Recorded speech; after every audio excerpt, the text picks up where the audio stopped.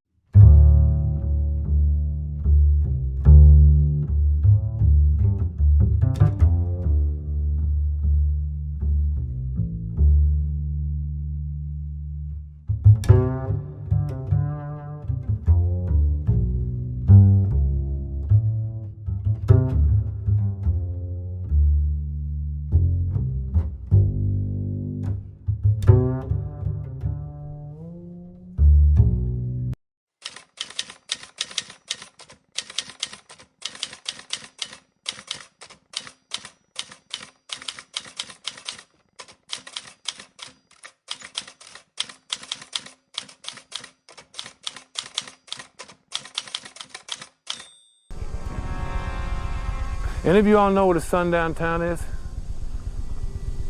Yes, sir, we do. Well, this is a sundown county. And if I had found you pissing in my woods like animals after dark, it would have been my sworn duty to hang every single one of you from them trees. It's not sundown yet?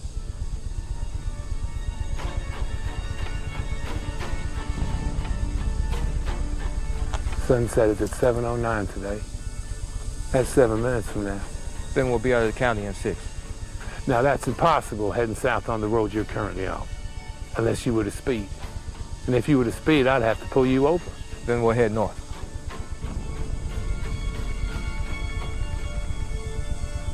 That might work. Why don't you give it a try? We will, sir. Is it legal to make a U-turn here? Aren't you a smart one? Now, ordinarily, I would consider a U-turn a violation. But if you ask me real nice, I might just let it go this time. Please. Oh, you can do better than that. Say, pretty please, will you let this smart nigga make a U-turn here?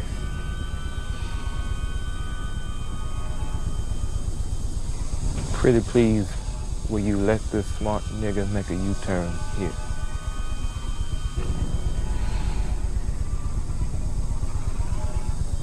All right.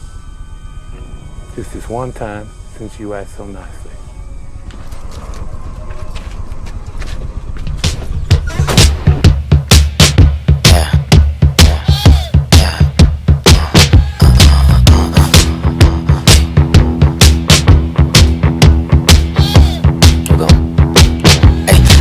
No niggas got bigger toes, wrist crackers, they catch it and kill you cold. They be harvesting organs to steal your soul. Pat my back, grab my stick and I hit the road. Brought my bro along, so I wasn't alone. Just a long way from home, gas almost gone. I ain't got no damn charge on my phone. Looking at me wrong, won't be long for a nigga gone. I'm just trying to get my shit together to go. It was 3 of them cracker, but 9 C4 got my foot out the door on the way to the car. And I ain't going slow for that gas, we can go on, want it no more. They surrounded the car, see the sun wasn't far. We got just a few minutes before it would be dark. I heard one of them say, get the feathers and talk. These crackers don't know who the fuck that we are. Put my foot on the gas and got ghosts on the ass. Now it's your turn to smash. Get the stick out the back, point that shit out the back and hit one in they head. Damn, I need me a map.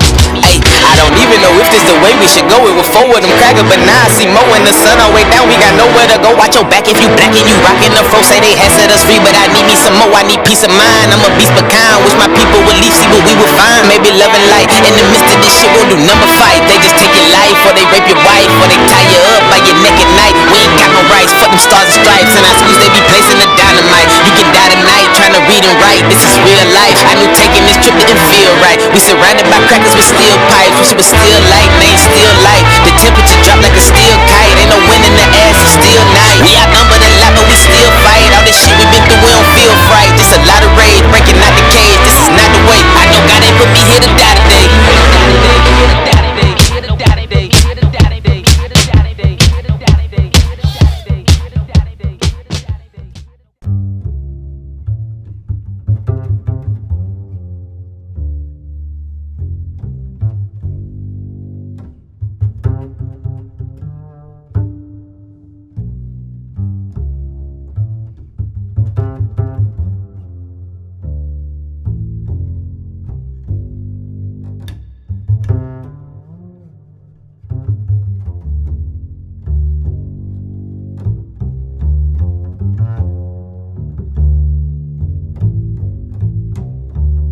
why you driving him?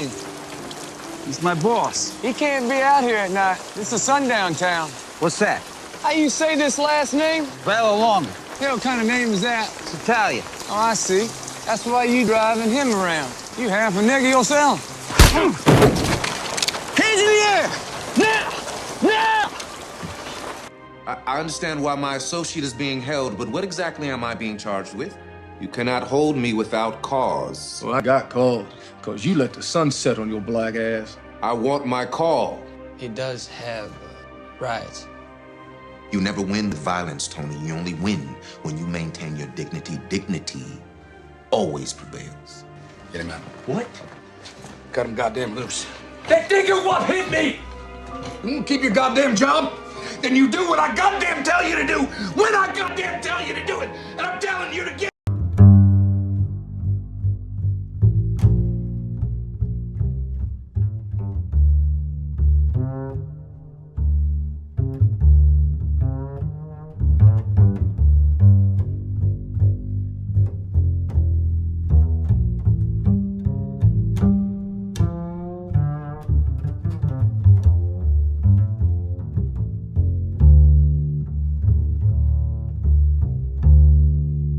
This article.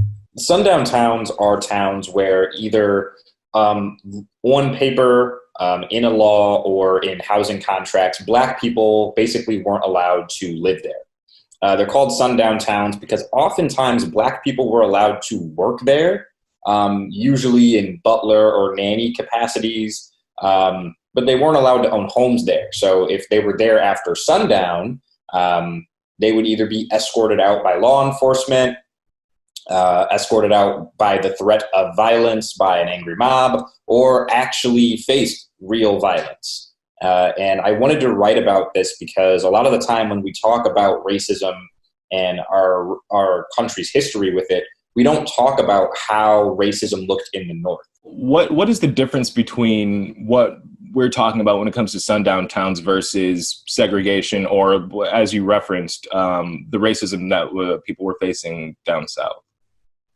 So I think the big difference is the legality, right? So sundown towns didn't all have the same laws and same practices, but what kind of gives them the term sundown town is that somewhere they were explicitly being anti-Black, whether it was in housing policies. For instance, a lot of the Grosse Pointes and a lot of Detroit suburbs had it in housing contracts that you weren't allowed to sell this home to a Black family, even, when Black families could afford to buy the house. Or other times there were laws literally saying Black people aren't allowed to be here after dark. How are some of the remnants of these sundown towns and that segregation still, with us today? Racial profiling in police. And it's something that people really push back on this idea, but it's actually quite simple. If you live in a suburb that is 90+% white and you see a group of Black kids driving through it, the police automatically look at them as outsiders. And I think that actually is where a lot of the implicit bias against young Black men particularly comes from when it comes to law enforcement. It's, you're in an area that historically you have never been in. What are you doing here? It automatically brings up suspicion. And instead of, seeing me as someone who's going home after visiting a friend, I'm now someone who's seen as a suspect in some wrongdoing. One of the things you touch on that is kind of an example of that is the recent billboard outside of Livonia, which said, driving while Black, racial profiling just ahead. Welcome to Livonia.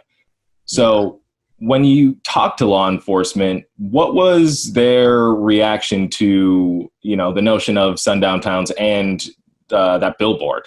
The Livonia police did not like the billboard. And I don't think any police officer would. It's putting them in a box of, you don't like Black people, you're suspicious of Black drivers. And what I think the billboard really is trying to do is have us start a conversation about those things, about that very real history and that very real practice of seeing Black drivers as suspicious. So the Livonia police chief actually pushed back against it and says, we never teach that. We don't encourage racial profiling. That's not something that we're trying to do. Yet, when you have a whole community of people who feel like, well, that's something that's happened to me, that's something that I've experienced, you can't just negate that experience. How are these suburbs changing their respective histories? Some cities like Ferndale have really changed their reputation. Ferndale, to many people's surprise when I published the piece, was a sundown town. But now Ferndale is seen as this very progressive, liberal place where everyone is accepted, in large part because their acceptance of the LGBTQ community. And right. I don't know about you, but when I see a pride flag, I feel a lot safer because I'm like, if they like gay people, there's a chance they don't hate black people.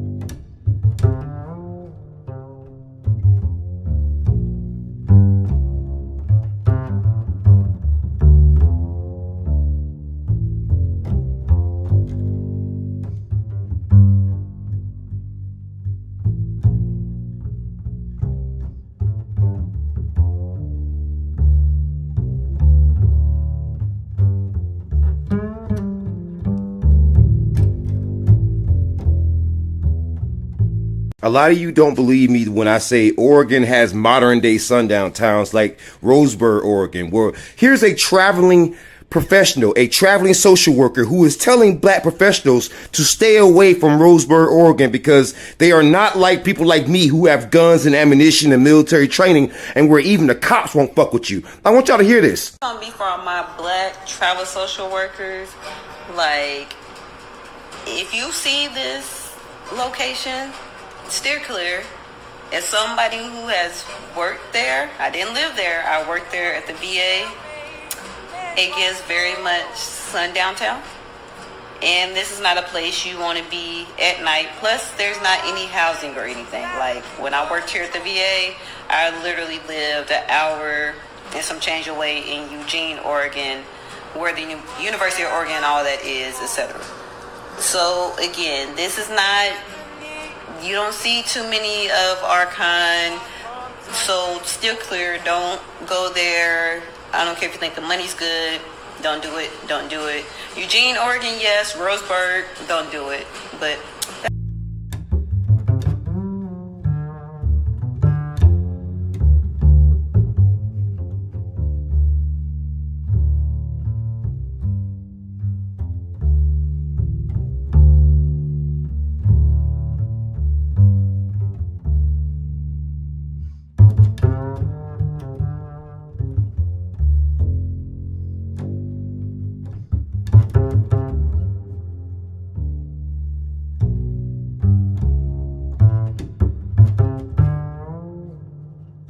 Oh my God, y'all come to Coleman, Alabama. Oh, it's a Hallmark winter Christmas. We want to invite everybody. Well, not really everybody, because there's a little history to Coleman, Alabama, that after dark it becomes a sundown town. What? How are we supposed to go look at the Christmas lights if it's a sundown town? I guess if you look like me, you got the complexion to provide the protection, so you're good. Come on down, y'all. Hey, y'all. Oh, look at our winter. It's a Hallmark Christmas. Yeah, it is Christmas Eve. Come on down, and you can end up in a tree. What? This is what's so interesting to me. Coleman, Alabama. They're inviting everybody to come to their beautiful Hallmark town, and it looks beautiful, but it's a sundown town. And for all people who don't know what a sundown town is, that means after dark. If you don't look like me, you better get out.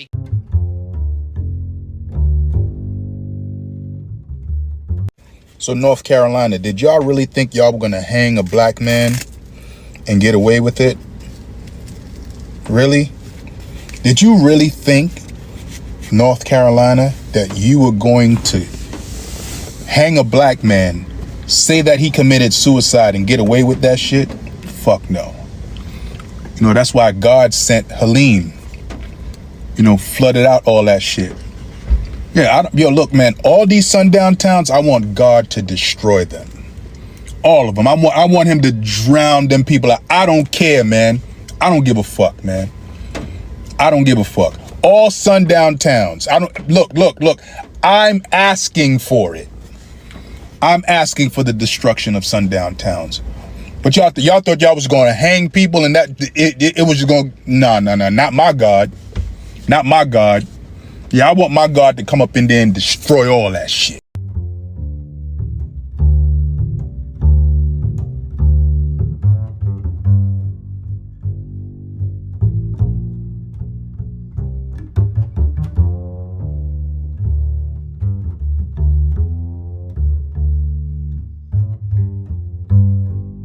Throughout February, we've been sharing inspiring stories of Black Coloradans and their contributions to our state. And this week, we're revealing a darker side of our Colorado history.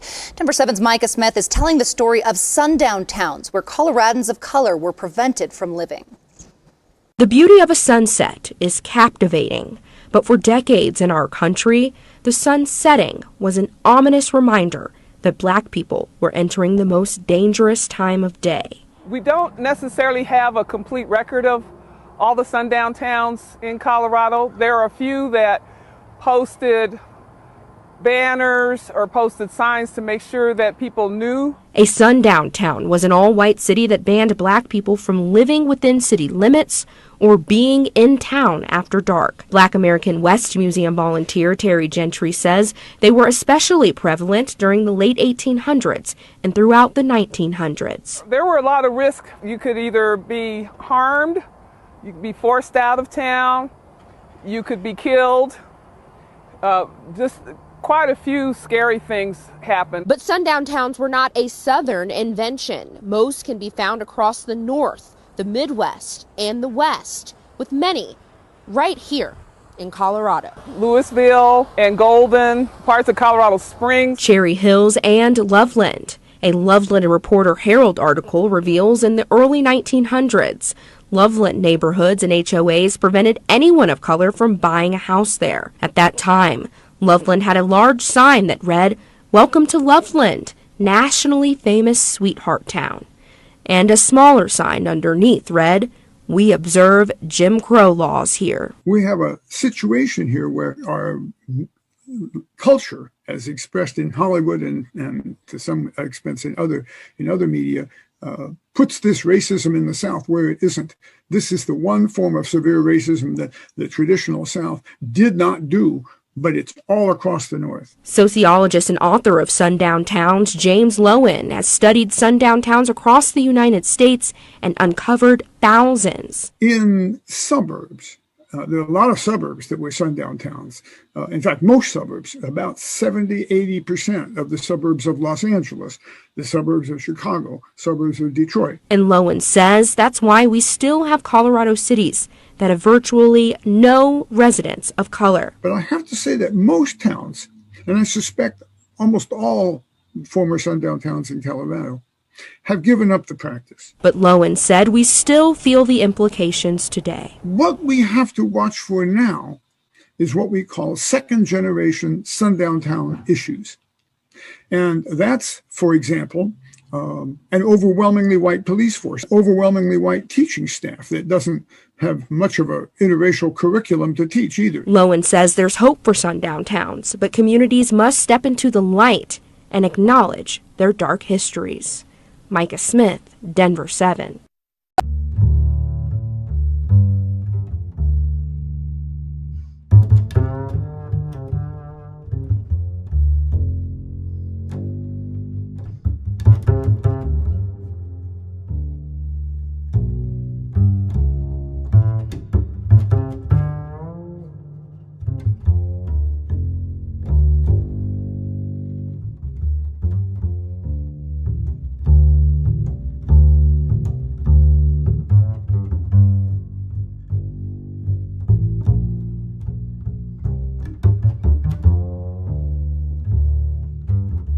All right.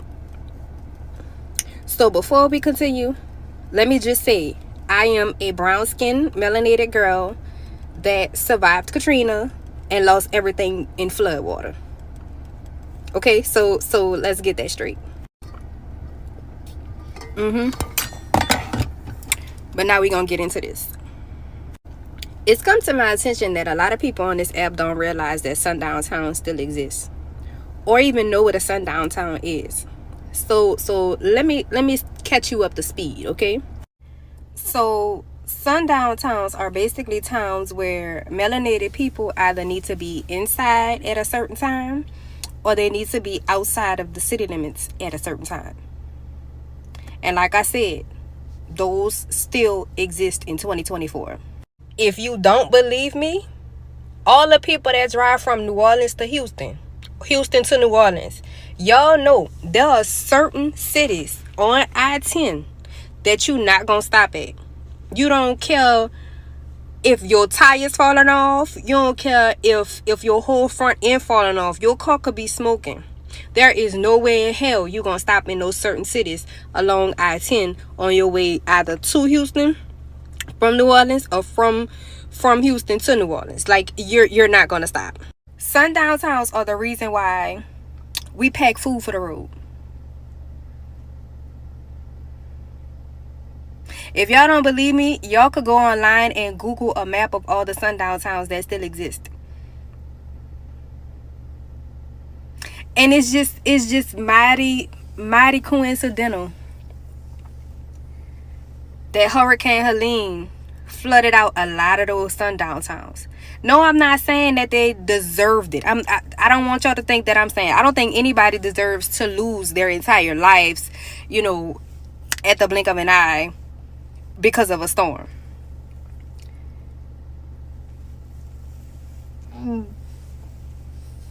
But it's mighty fucking coincidental.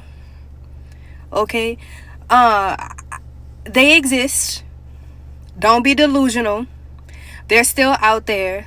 There's still racism out there. I feel like people brushing it under a rug because it's a tragedy. I get that. But the facts of the situation is that a lot of these places were sundown towns. Do I think people or anybody deserve? No. But again, the facts are that a lot of these places that flooded out unexpectedly were sundown towns. Feel free to go ahead and Google it. Not all, but some of them.